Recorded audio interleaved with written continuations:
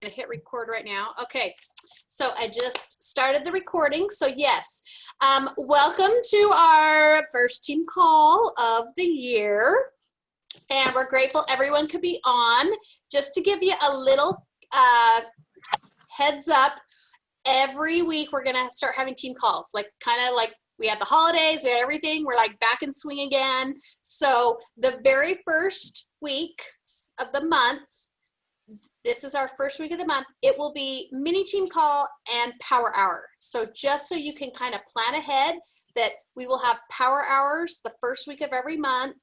And then the second and third will be normal team calls. The fourth will then be like a recap of the month, and then to give you a calendar for the next month so that like you know what's going on ahead of time, so that we can kind of plan.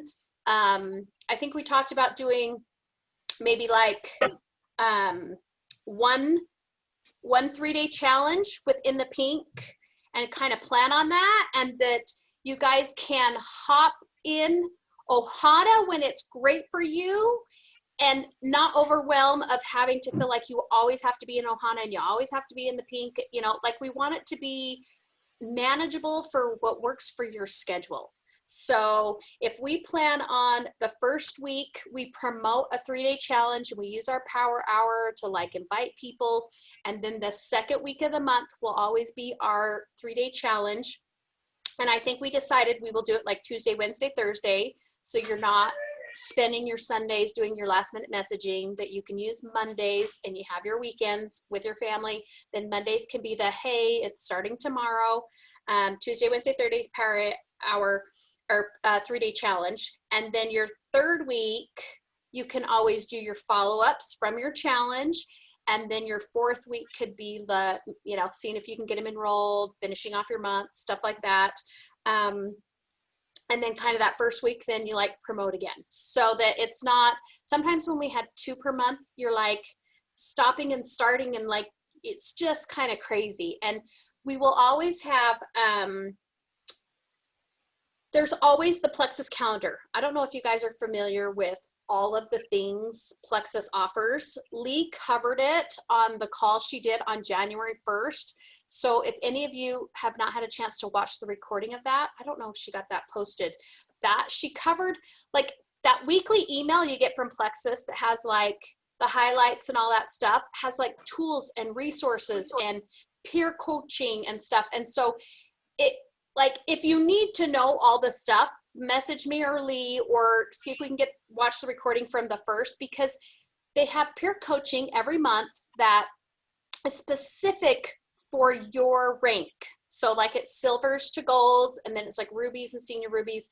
And it's done by people out of corporate. And like they get on once a week with you, you pick the day and time, and like you sign up only a chunk of a month at a time. So you're not feeling like you're committed to something long-term. So it's like usually 4 Zooms, and they hop on with you each week, and they're really, really good. I've done it several times already, and they're so good because they do training, but then they answer questions, and you're talking with other people who are in the same ranks as you, trying to do the same things you are. So that's really, really good.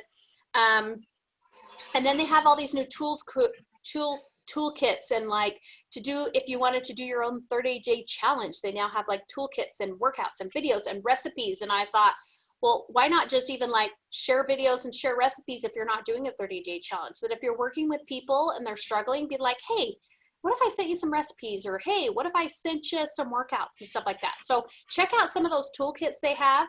And then they now have the, help me, it's called sprints. What is it? They're 90-day sprints. What's it called? Is it just called sprints?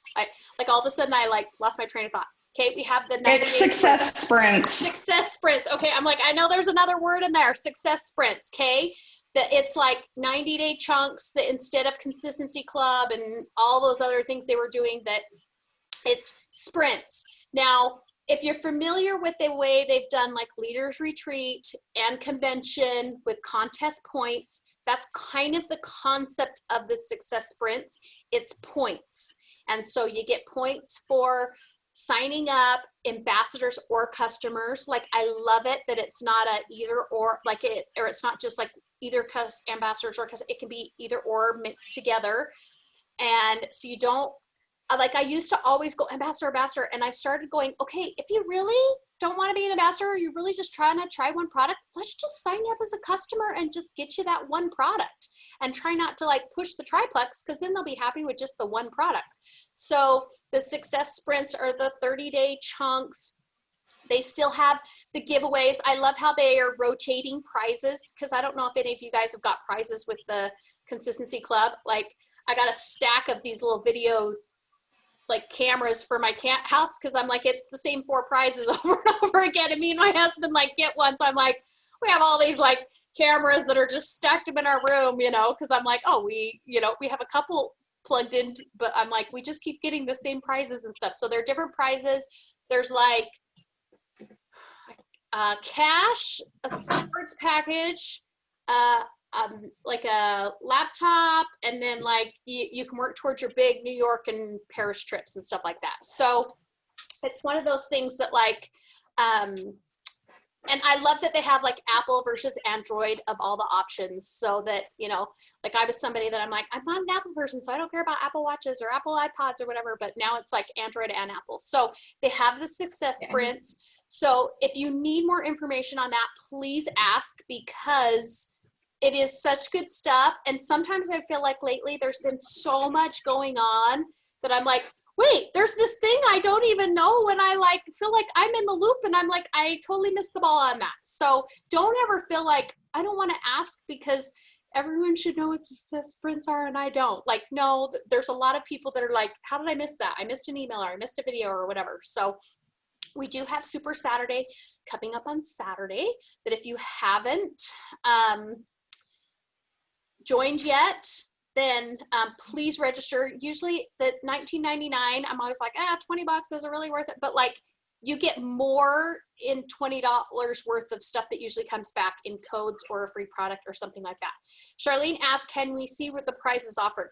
So I know for sure they were in if you go to your email, Google Plexus, find the email. If you click on it, it goes to a Success Sprints page, and it just shows this quarter's prizes. So I don't know if somewhere it'll show you all the different ones, or if they're just going to rotate them. And so we don't know what next quarter is until next quarter comes, because it just talks about the cash, the sports watch, the computer, and then the trips in this one.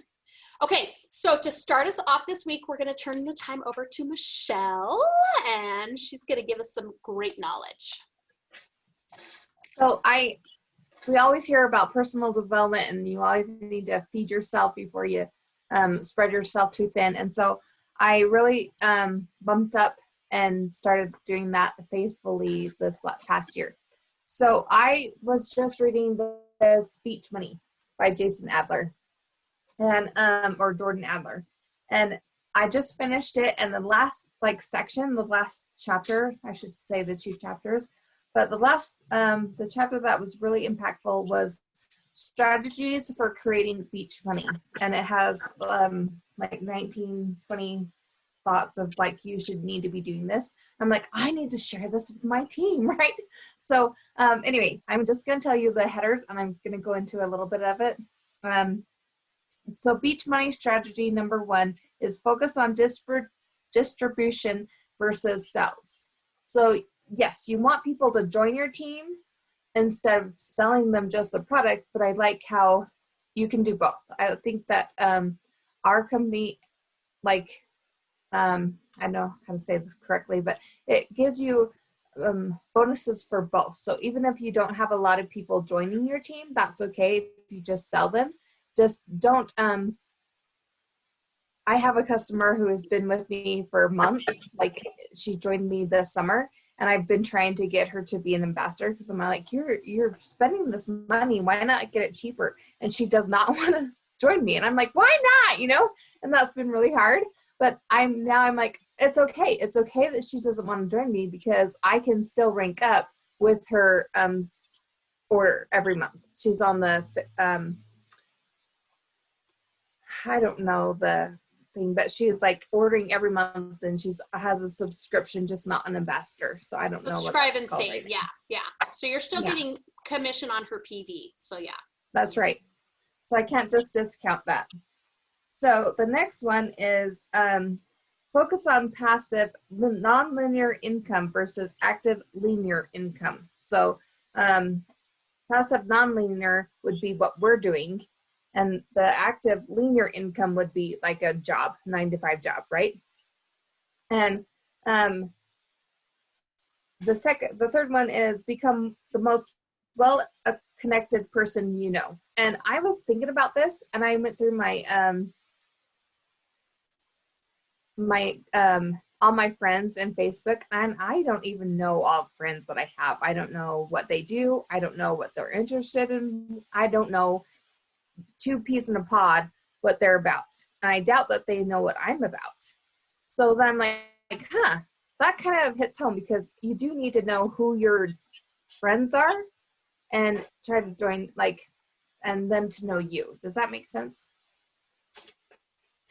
So then the next one is be sure your environment supports your cause. So I don't know about you guys, but I certainly struggle with, am I doing the right thing? Like, nobody will join me. Nobody wants to ever do anything with me. And I always feel like I am alone. Like 95% of the time, I'm the only one who is working the business. I'm the only one who wants growth. I'm the only one who's doing anything.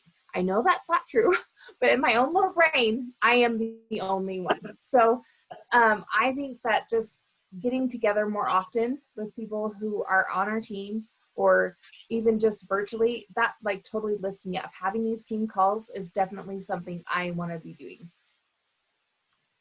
And the next one is make friends without an agenda. I cannot believe how I did not do this before. This book like totally opened it up for me. So with all my friends, I'm like, you need to join Plexus. You need to join Plexus, you know? And I was just the person that you would not want to join. You know what I'm saying? I was the reason that they weren't joining, because I'm just like, Plexus is wonderful. Plexus this, Plexus that. But the point is that nobody wants to join somebody who is like overbearing, right? That's the last thing that you want to do. But if you're like, hey, I have this product, I don't know if it's going to work for you, you can just try it, see if it works. And that would be different than being like, oh, no, you need to do this, because that's what I was doing. So make friends without an agenda. Create memorable experiences for yourself and others. So that's one thing that I'm going to do with Rachel this year is like, we're going to do a bath bomb like thing where we make our own bath bombs. Rachel had brought up that she makes those. And I'm like, how do you even make bath bombs? I would love to learn how to do that. And that's another way where you can bring more people into your network or into your cause without spouting Plexus. And that would be a great interaction. And that would, again, fill your bucket instead of just always feeling poured out. Does that make sense? And the next one is invest in yourself and in others. I definitely understand this. Like, I always am like, let's go get a new book. Let's go get lunch. You know, I'm always willing to put myself out there for others. Why wouldn't I put myself out there for myself? Does that make sense? The next one is dream. I did not dream. Like, when people would say, what's your dream? I'm like, I don't have one. My husband's dreams are my dreams, right? Because I don't work anymore. I'm limited in my mobility during the winter months. It's just hard for me to get out and things like that. So I don't know why or how this happened, but I really pretty much stopped dreaming. And now I'm like, oh, I want a house this big. I don't care if we don't live in that all the time. I want to do these trips, you know, and I'm like, oh, I can actually dream. And these are possible for me to do this. And it just brought something to me. The other one is Michelle, can I stop right there and make a comment? Yeah. I think that sometimes as moms, we all do that. Like, we all lose our dreams. Like, I think that, like, my kids will be like, what's your favorite meal? Or what's your favorite place? And I'm like, I don't know. Like, even Christmas, they're like, what do you want? And I'm like, I couldn't think of anything, because I'm always like, well, I got to get this for so-and-so, or this around the house would be good. Or, you know, we need this, you know, and I grew up with what you got for Christmas was what you needed. And I married somebody who's like, if you need it, you go get it. And what you get for Christmas is what you want. And I have struggled with that, because I've realized that my whole life, my dreams, my likes were for what I thought other people wanted or made them happy or things like that. And so I think it is real important. Like, I think that's like a huge one that we should all pause on, because I think if we all look inside, there's a lot of things we probably do for other people, and we might not have our own dreams, but it's okay to have dreams. And it doesn't mean that, like, oh, you don't care about your kids or your grandkids or your spouse. No, it actually means that you care about them more because you're caring about yourself first. And if you love yourself, then you're going to be able to have more love and have more energy and have more stuff for them too. So I do think that that's a really good one. And why not dream big? Because if you dream big and then you only make it to here, well, you still made it to there instead of not dreaming at all, you know? So I love that one. So thank you. The next one is act and adjust, don't analyze. I don't know how many times I do that. Like, I am the queen of analyzing. And it says in the book that analyzing is just part of the process of logic. And I was always taught you have to think through all these things before you act. And now I'm learning that I don't have to do that anymore. Like, you know, I can go back to my free loving self and be like, da, da, da, da, I'm here, you know. And I really like that. I like how he's like, Kate, it's okay if you don't do this correctly, you know?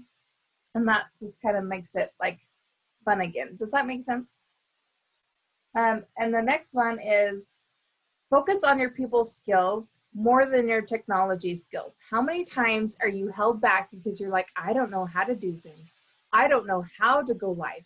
What if I act like an imbecile? Like, I can't tell you how many times. And these real things, oh my gosh. On Instagram Reels, I've been watching it and I'm totally addicted, but I don't have a reel by myself. I don't know how to do it. And then it scares me, you know, but at the same time, that's something that I need to just do. Because once I do one, then I can do another one and I'll get more comfortable with it. So sometimes just doing it is the hardest part. Outsource as much as possible. So I didn't understand this, so I'm glad that he expanded on it. And he said, if you're not good at bookkeeping, you can hire it out in the first, and like me, I'm not making a lot of money by myself in Plexus, and so that's kind of a source of income for me. So I do bookkeeping for my family, but I would love to give it to a professional to be able to say, hey, make this all make sense, because I don't know it, you know. And then I wouldn't have to get all the books and learn how to do that. I don't need an accounting degree to run my personal finances. And I can just have somebody else do that in the long term. That's another dream that I have. And another thing is, how many people hate to clean? I hate to clean. I do not like dusting whatsoever. In fact, there's like a line of dust on all my shelves because I don't dust. That's just not me.